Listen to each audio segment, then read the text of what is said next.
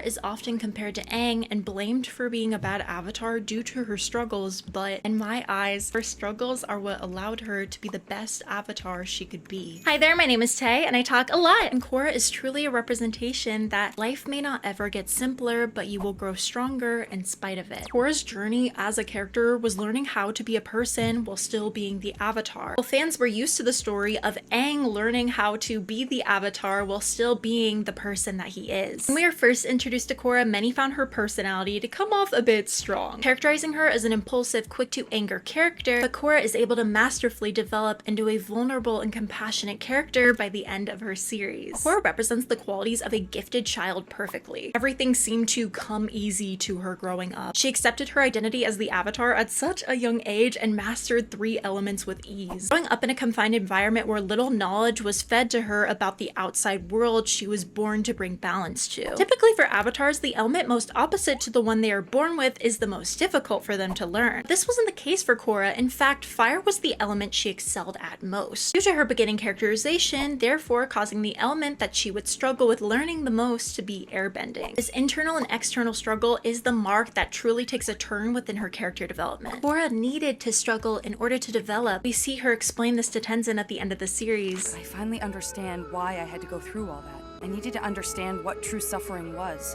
so I could become more compassionate to others. When Amon took away Korra's bending, she hit her lowest point. She ties her entire self-worth to being the avatar, and when that is taken away, she sees no reason for her life to continue. However, due to this struggle, she was finally able to connect with her spiritual side and allow her bending to be restored. In the words of Aang, she was now open to the greatest change. Korra is forcibly met with continuous lows throughout the rest of the series, being forced to watch all her connections with previous avatars fade, being kidnapped, poisoned, the air bended out of her lungs, almost being permanently paralyzed. Her struggles weren't anything she could control, but the one thing Korra can control now is her own recovery, path to become stronger. Struggling with afflictions her body remembers, yet her mind refuses to. She carries the trauma Zahir left within her body, poison still inside of her, but she grows strong enough to be the very person that bends that poison out, painting a beautifully done metaphor. Kuvira was the perfect enemy for the Legend of Korra series to end off with, because this allowed Korra's internal battles to come full circle. Korra can now emphasize with Kuvira, understanding what it's like to be afraid, knowing now how to help her enemy rather than defeat her. Korra gained the ability to be both a person and the avatar, proving that in her decision to go on a vacation with the Sami at the end of the series, finally taking time for Korra herself, not the avatar.